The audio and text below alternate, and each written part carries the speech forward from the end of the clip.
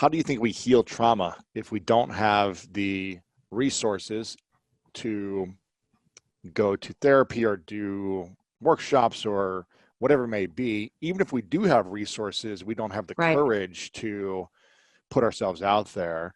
How do we start to heal trauma within our body?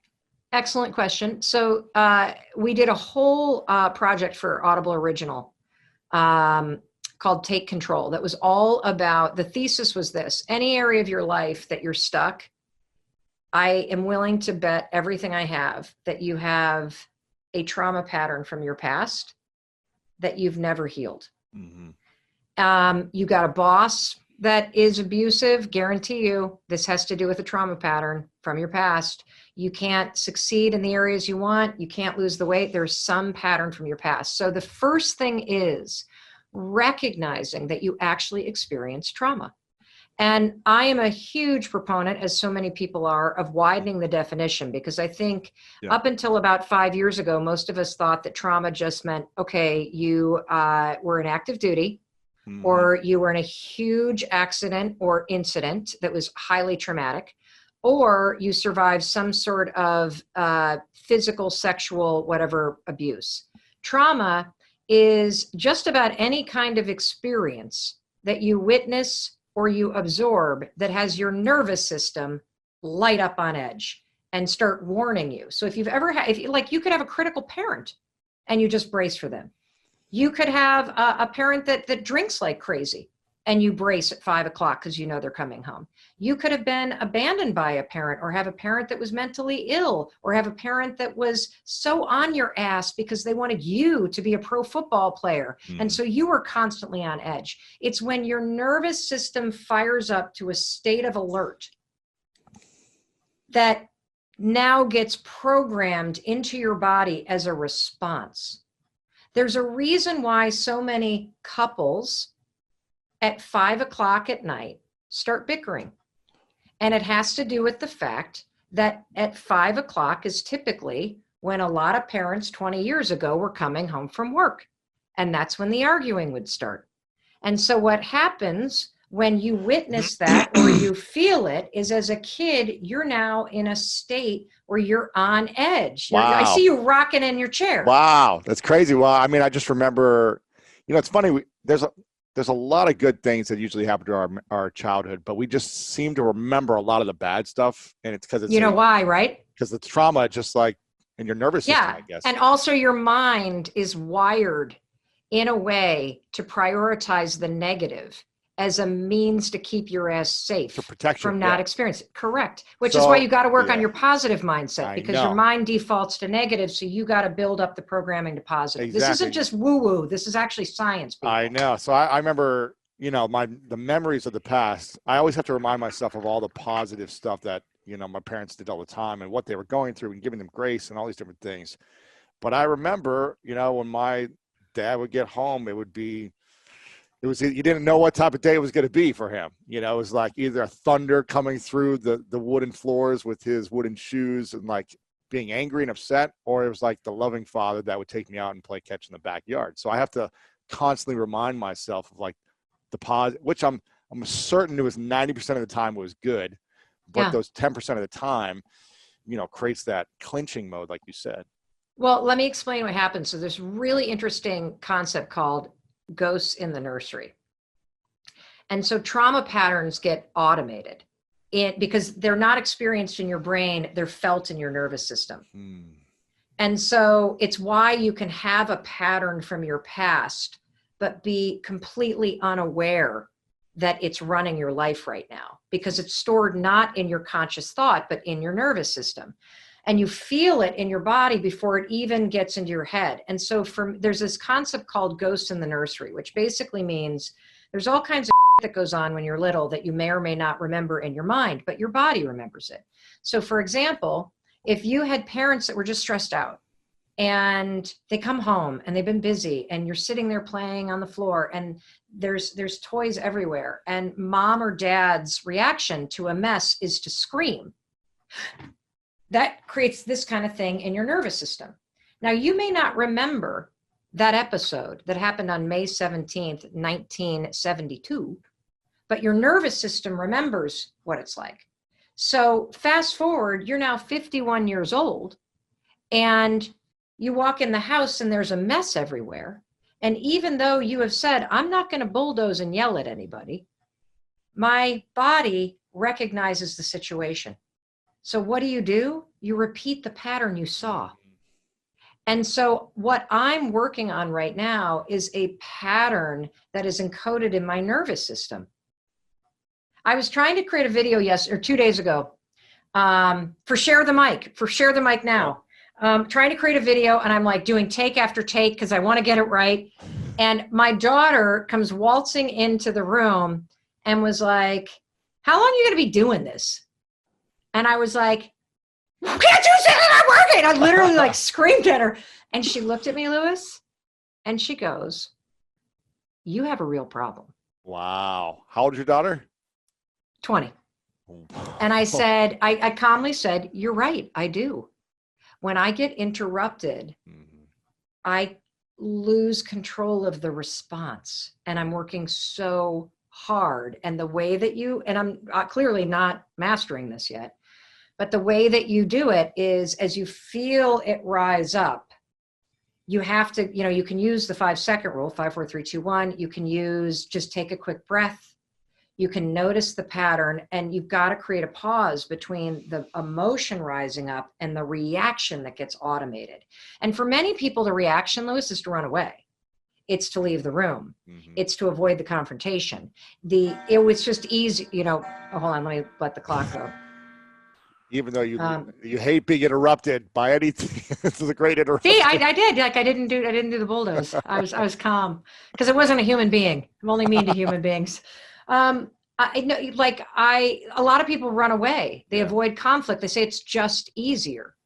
But if running away and avoiding conflict continues to create a pattern where you feel invisible and your boundaries are tromped on, that's a pattern. And, here's the other thing about patterns. Running away and being quiet might have saved you when you were little. Because if you were quiet and out of the room, you didn't get hit, you didn't get yelled at, you were out of harm's way. So when you were little, it was a genius pattern because it protected you. But the issue for adults is that, again, we walk around with the patterns that we created when we were 8 years old in different situations than we are in now. And now we are completely a robot to these patterns. I love that you had a great tweet the other day about boundaries, because as individuals, both of us who try to help people break boundaries, try to break their mindset that's holding them back, try to get them to become greater than their past, all these different things. You wrote a post that said, your boundaries are there to serve you. As you grow, so will your boundaries. What boundaries do you need to set up in order to help yourself grow? Why are boundaries important when we also have the mindset of like, you should be breaking your boundaries all the time? Well, I wouldn't say that breaking your, like, I don't call the obstacles, or I call them excuses. And so I think the hardest boundaries, honestly, are the ones to set with yourself. To not drink during the week, to not tolerate the bulldozing and immediately apologize and try to do better, to not waste hours on social media, like all the things that the small promises you need to make in order to create boundaries with your old patterns and your excuses. To me, the hardest boundaries to set are those with myself. What was the question again? Breaking, we encourage people to break boundaries. They feel like they're limited, but you talk about your boundaries are there to serve you. So obviously it's a different type of boundary, but so here's the thing. What boundaries do you need to help yourself to protect yourself, and which ones do you need to grow past that are holding you back? I think that the definition with boundaries that has helped me the most is understanding that boundaries are for me, they're not for you. And the single biggest mistake that we make in any relationship, particularly romantic ones, but also work-related ones, is we do not express what we need. It's so true. My girlfriend was telling me this the other day. She's like, I really want you to tell me what you need and when you want it and feel comfortable and confident saying it. And for me, I go back into trauma of past, like when I used to say what I want and need, and it didn't get met, I'd get let down, my expectations, I'd get hurt. So I was like, screw it, I'll just do everything on my own, which leads to resentment or whatever else. Yeah, how's that working out for you? It's like, so Lewis, that's an example of 8-year-old Lewis created a pattern that worked when you were 8. Yeah. But now that you're in your 30s and in a relationship that you really care about, you've got to identify the pattern and break it and replace it. And the good news is any pattern can be replaced. Yeah. Change isn't personal. It just feels personal. Change is just about identifying patterns and replacing them with new ones. That's it. Mm-hmm. And it'll take a little while because they're encoded in your nervous system, and your default is to just do it yourself. But you cannot, as a rule, punish other people for you didn't communicate. Right. So I'll give you the perfect example. So Chris and I have been married for 24 years.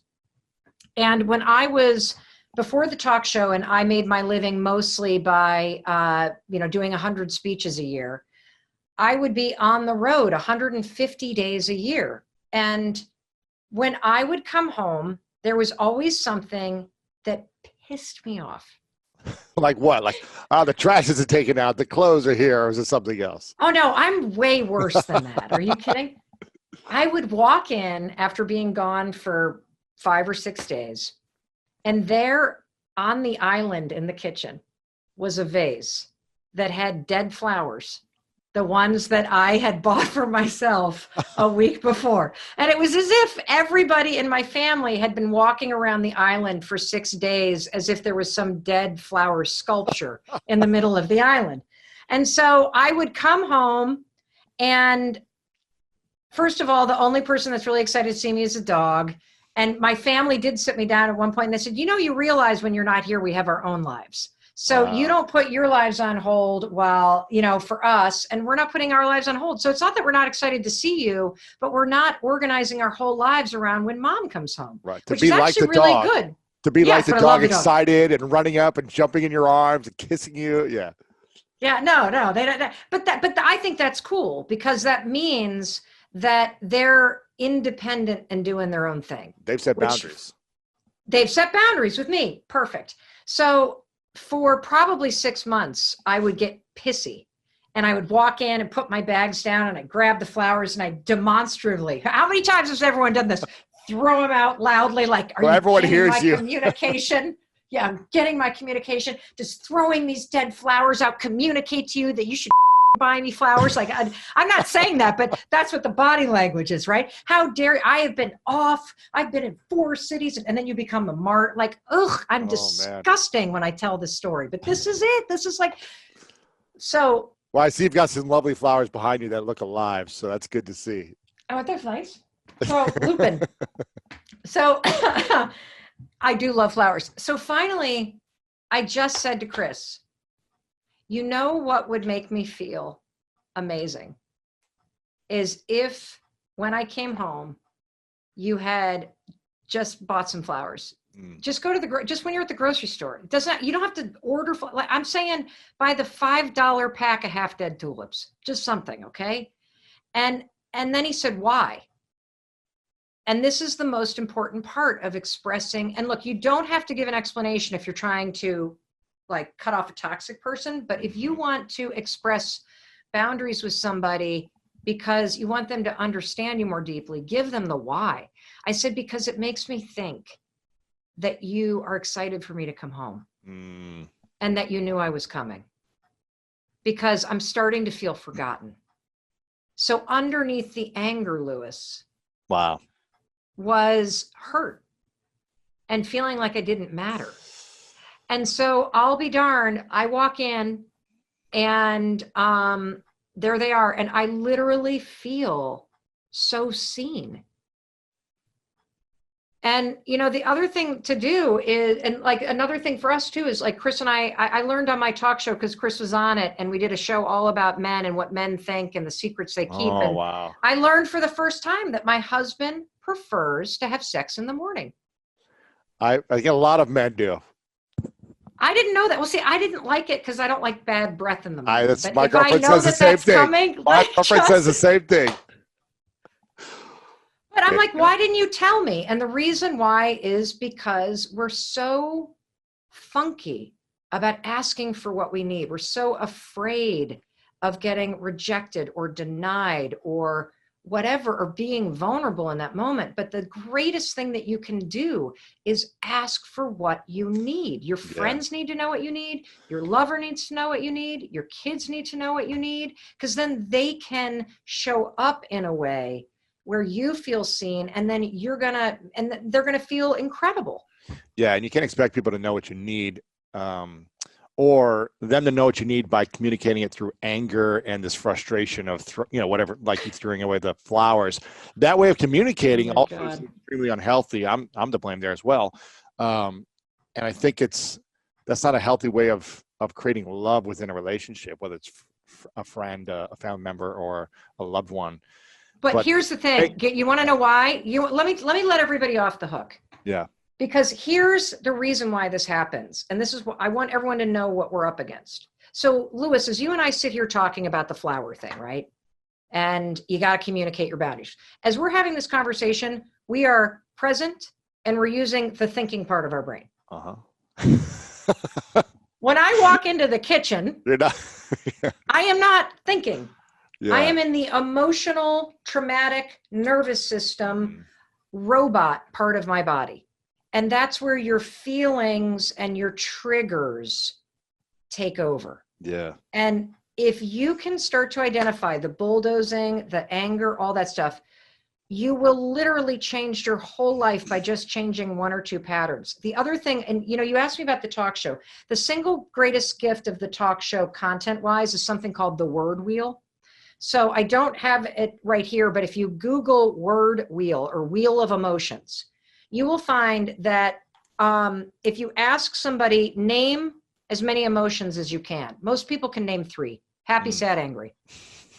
There's literally like 113 of them, from disgusted to hopeless to, and if you start with a core, this thing allows you to start with a core emotion and go out. Because back to the flower example, I was expressing anger. That's not what I was feeling. I was feeling invisible and forgotten. And so the word wheel is something that we used several times a week to help people go from the thing that they are expressing to communicating what you're feeling, which is a lot like the work that you wrote about in your book around wearing masks. Getting to the root of the core emotion you're feeling but not expressing. And that gets back to the pause thing. What have I seen? That I am busy. That I am so. Have you ever wanted something so bad that you become paralyzed? Yeah. I so want to end the mental pain and suffering that people feel. I so want to help people heal their minds and to have the power to create a better future. And I get so overwhelmed by how much I want to see that happen in the world that sometimes I become paralyzed. And what happens for me a lot of the time is I feel insignificant in my ability to move the needle on that. Yeah, because there's billions of people who are struggling. Yeah.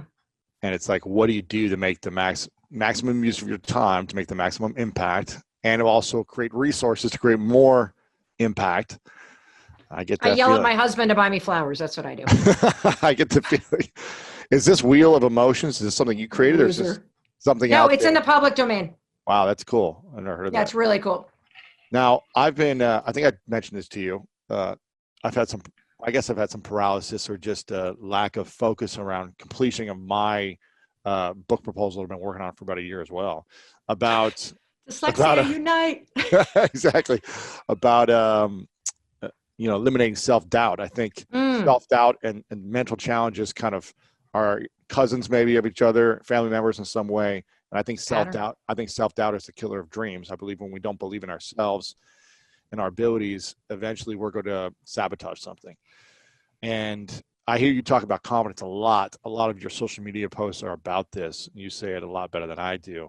But what do you think are the reasons we doubt ourselves, or what do you think is the steps to gaining more confidence in ourselves when we doubt? So I always thought that confidence was a thing that you feel. And I have come to prefer that confidence is something that you do, meaning that, you know, a lot of people like to think, okay, well, you're going to feel confident first, and then once you feel confident, then you'll take the action. And that's wrong. It's not a chicken or an egg in my mind. I think what happens is you have to force yourself in a moment of self-doubt to do something. And when you see yourself taking action, the confidence follows. So I have created my own definition of confidence, which is confidence is the willingness to try. And you display the willingness to try when you take action. Yeah. It's a lot like the relationship between courage and fear. You can't have courage without fear. Courage isn't the absence of fear. It's acting in the face of it.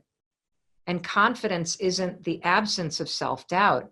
It's being willing to try, even though you doubt yourself. Mm-hmm. That's beautiful. That's going in the book.